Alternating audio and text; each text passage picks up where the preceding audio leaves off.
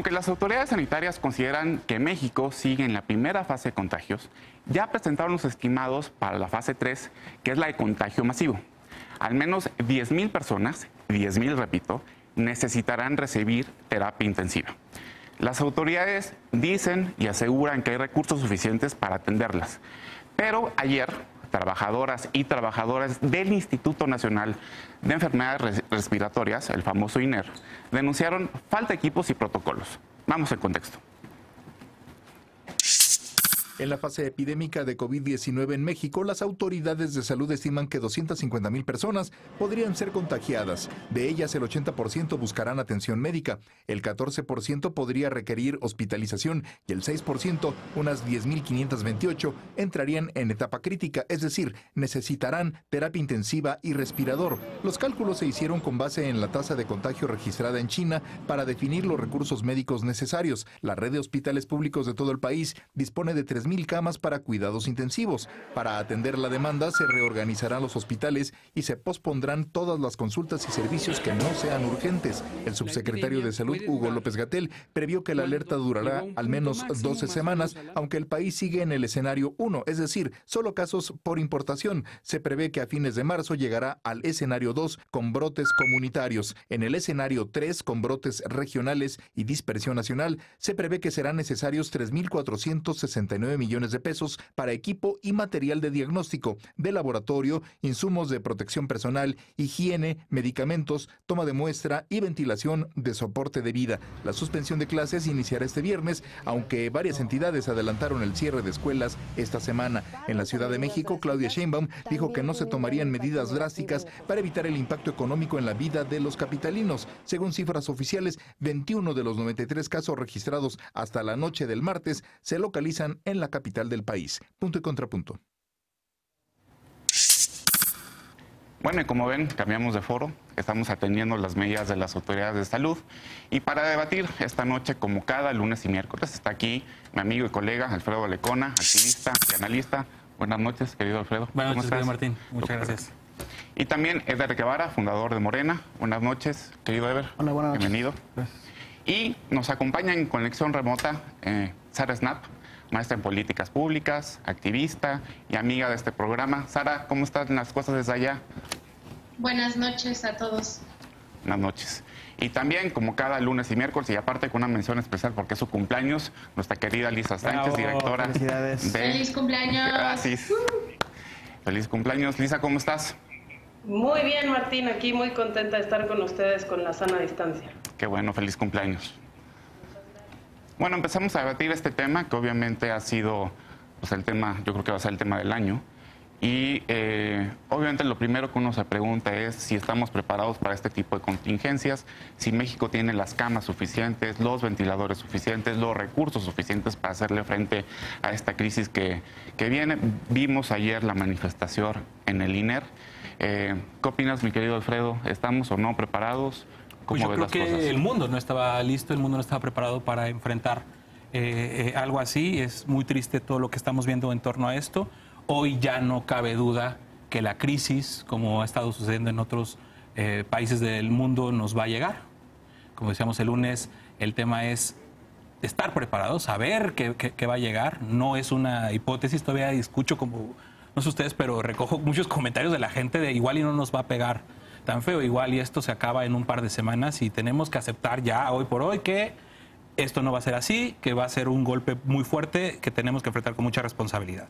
Han pasado cosas buenas, cosas malas, lecciones que nos ha dejado los pocos días que llevamos enfrentando esto. Yo creo que entre lo malo se ubicaría la responsabilidad del presidente, que no ha ocupado la fuerza de su ejemplo, para no decir fuerza moral, la fuerza de su ejemplo para invitar a la ciudadanía a seguir las recomendaciones de la autoridad de salud. Si uno revisa el timeline, la cuenta de Twitter del presidente de la República, parecería que el coronavirus no está en México. Él sigue en lo suyo, él sigue intentando marcar su agenda, y a esta irresponsabilidad se está sumando ya otro tipo de responsabilidades como las del Poder Legislativo. Poder Legislativo que hoy vimos, lo comentábamos antes de empezar el programa, que ha empezado a avanzar aprobaciones de temas que definitivamente no son prioritarios para lo que está pasando. Ni más ni menos, hoy en el Senado, Ricardo Monreal operó para que avanzara en comisiones la aprobación de una reforma que haría que Netflix, o bueno, las plataformas que tienen contenidos digitales, y en este momento en donde todos los vamos a ocupar, necesariamente tengan el 30% de contenidos nacionales. Entonces creo que estamos pasando de muchos fenómenos de pánico, como las compras de pánico, a la legislación abusiva y de pánico. Y cosas buenas que nos da muestra de que el gobierno está rectificando en algunas de las situaciones que le había costado mucho trabajo, como la aceptación ya a instalar por fin el Consejo Nacional de Salubridad, que mañana sesionaría por primera vez. A ver, lo que dice Alfredo, yo creo que es muy importante, porque por un lado vemos cómo alguien se puede aprovechar de la crisis, pero por el otro, o sea, sí hay una labor de este gobierno de estar continuamente informando, pero parecería que esa información no es suficiente, y luego vemos lo del INER. O sea, ¿tú qué opinas? ¿Esta descoordinación a qué se debe? ¿Se debe a lo que no ha sesionado el Consejo? Yo creo no, a ver, no. ha habido tensiones desde que inició la 4T, sobre todo desde que se anunció el tema del INSABI. Ha habido tensiones entre distintos mandos que tienen que ver con el asunto de salud, y ahorita se siguen reflejando. Durante ayer y hoy, el gobierno de México hizo una suerte de numeralia sobre las camas, los respiradores que hay disponibles, pero además anunciaron que ya están adquiriendo más equipo para que sea lo suficiente. Yo coincido con Alfredo, lo han mostrado casos como el de España, que desafortunadamente ningún país estaba completamente listo. Por ejemplo, en el asunto de las camas, en total, entre las camas de los distintos hospitales en los estados, se anuncia que hay 121,000 camas disponibles para atender a los enfermos. Con los respiradores, ventiladores, se anuncian 2,053 disponibles ahorita, y anunciaron que ya compraron más. O sea, están mostrando que hay disposición. También hoy se aprobó en Cámara de Diputados el tema de que el gobierno federal pueda hacer uso del fondo de emergencias para estos casos, y están aprobando un presupuesto un poco más de 3,000 millones de pesos para la emergencia específica. Otra de las decisiones políticas que se están tomando y que yo creo que es muy adecuada: una de las personas más vulnerables, lo hemos visto, y por cierto, antes de que iniciáramos la grabación, la Secretaría de Salud ya confirmó el primer deceso de una persona en México infectada por coronavirus, pero claro, que tenía, además estaba enferma de diabetes. Desde aquí el pésame a la familia. Las personas más vulnerables son la gente de la tercera edad, y además gente con enfermedades crónicas. Bueno, para las personas de la tercera edad, el gobierno federal hoy anunció que se les van a adelantar 2 bimestres de la pensión de adultos mayores, para que al menos por situaciones económicas pues puedan dotarse de una despensa, puedan tener un fondo ahí para poder hacer lo que sea necesario. Falta que se presente el paquete fiscal de emergencia, ¿no? Esto ya se aprobó hoy en la Cámara, para que lo puedan utilizar. Lo del tema de las 2 bimestres también ya fue de los que acordaron ayer en el gabinete ampliado, que se va a llevar a cabo. O sea, están tomando decisiones que, a partir de que sabemos que López-Gatell lo anunció desde hace 2 semanas, que la emergencia en algún momento va a llegar y vamos a avanzar a la etapa 2 y muy probablemente a la etapa 3, pues a partir de eso se están tomando decisiones políticas que son de prevención de la crisis. Hay que aminorar lo más posible la crisis. Claro. Sara, ¿tú qué opinas como experta en política pública? ¿Cómo ves esta preparación o previsión que está teniendo el gobierno, que informa a diario, lo repito? ¿Sí crees que, obviamente, que podamos hacer frente a esta epidemia que se viene? Bueno, yo creo que todavía les va a faltar, mucho más allá de tener la infraestructura, estar haciendo las pruebas necesarias para todas las personas que podrían estar en riesgo. Y no es, como bien dice Eder, hay ciertas poblaciones que están en riesgo si se contagian, pero después estamos personas que han viajado, que tal vez no tienen síntomas y que sí están haciendo algún tipo de aislamiento, pero que en realidad deberían estar haciendo una cuarentena, o exactamente sabiendo cuáles son, como si sí lo tienen o no. Y creo que eso es algo de que en realidad no se está ofreciendo eso. Lo que vimos en España es que los casos empezaron a aumentar sustancialmente cuando empezaron a hacer pruebas a personas que tenían síntomas de neumonía de origen desconocido. Entonces también es de que realmente en esto podemos saber dónde estamos en estas fases solo por lo que está midiendo el gobierno y cuántas pruebas están haciendo.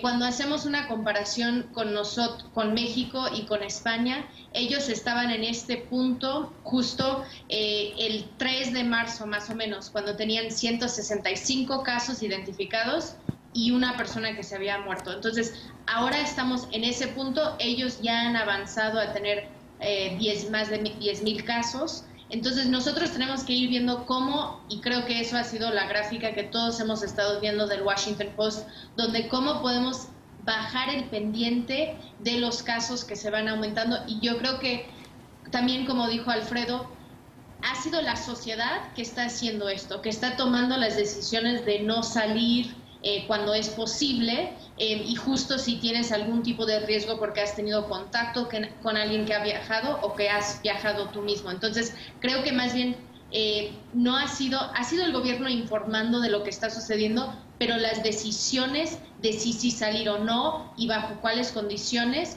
creo que cada persona y cada familia está tomando esas decisiones, y eso es lo que tenemos que ir viendo. Sí. Eso ha pasado en todo el mundo ha habido esta tensión entre la corresponsabilidad que tiene que haber el gobierno y la comunidad. Se ha llamado en todos los estados el gobierno a la solidaridad. Diciendo, se tienen que quedar en casa. Los cambios en Italia no estaban sucediendo por parte de la sociedad hasta que el gobierno dijo cuando avanzaron a la fase 2. Y peor tantito, ahorita ya parece que hay un caso de una persona que ha sido contagiada, que estuvo en el Vivo Latino. Hay que confirmarlo, pero la irresponsabilidad del gobierno al permitir estas conglomeraciones masivas y al no estar poniendo el ejemplo desde el presidente de la República, sí se tiene que señalar. Y esto quiero se podría ser un poquito más cautelosos, ¿no? Pero nada más para darle la palabra a la compañera, porque aparte quiero preguntarle eso. O sea, sí hay una suerte de... obviamente hay una desconfianza enorme de la ciudadanía al gobierno, y sí es cierto que los particulares están tomando muchas medidas a motu propio. ¿Tú cómo ves esto, Elisa? Porque yo creo que el gobierno, pues aquí es cuando se debería sentir el Estado y parece que no hay. Yo creo que hay muchas preguntas que permanecen no contestadas. Una de ellas es precisamente qué está pasando con la falta de disponibilidad de pruebas. México, por enfrentar la crisis del H1N1 hace una década, justamente logró dotarse de los insumos de salud suficiente y de los equipos técnicos que fueron asesorados directamente por profesionales de Canadá y Estados Unidos, y pudo en su momento poner a disposición de la población un número suficiente de pruebas. Creo que la experiencia, como decía Sara, de los otros países en donde tenemos, por ejemplo, Corea del Sur, China o Italia, donde sabemos que si bien la gran mayoría de los casos se presentan en adultos mayores de 50 años y sobre todo el grupo mayor de riesgo es el de los adultos mayores, también sabemos que hay muchísimos casos que permanecen no diagnosticados porque precisamente son asintomáticos. En ese sentido, me parece que tu pregunta es muy pertinente porque hablábamos en la mesa de lunes que no solo hay un flujo, digamos, interrumpido cuando no contradictorio de información, sino que también hay preguntas que han permanecido sin respuesta, como precisamente por qué no estamos ampliando nuestra capacidad de test si nosotros sí la tenemos, a comparación de otros países, por ejemplo, como Uruguay, donde apenas el día de hoy los equipos universitarios y científicos pudieron finalmente lograr tener los reactivos y el método para hacer las pruebas necesarias de manera local sin tener que recurrir a la ayuda extranjera. Exacto. Entonces, ahí es donde estamos un poquito atorados, y si bien es cierto que esto es una corresponsabilidad, pues yo, para abonar un poquito a la discusión, compararía los mensajes del presidente Andrés Manuel López Obrador de esta mañana con el de la canciller alemana Angela Merkel, que ella hablaba pues con los datos y sobre todo no descalificaba la dimensión del problema, y comparaba esta crisis incluso con la segunda crisis más importante que Alemania ha tenido que enfrentar después de la Segunda Guerra Mundial. Sí, ha sido muy distinta cada una de las respuestas de diferentes países. Ahorita tenemos que ir a una pausa, pero antes Trump confirmó que su gobierno deportará automáticamente a nuestro país a las y los migrantes que entren a Estados Unidos sin documentos. Esto luego de que Guatemala suspendiera los vuelos de deportación. ¿Cuál debe ser la respuesta de México? Regresamos a Punto y Contrapunto con este tema.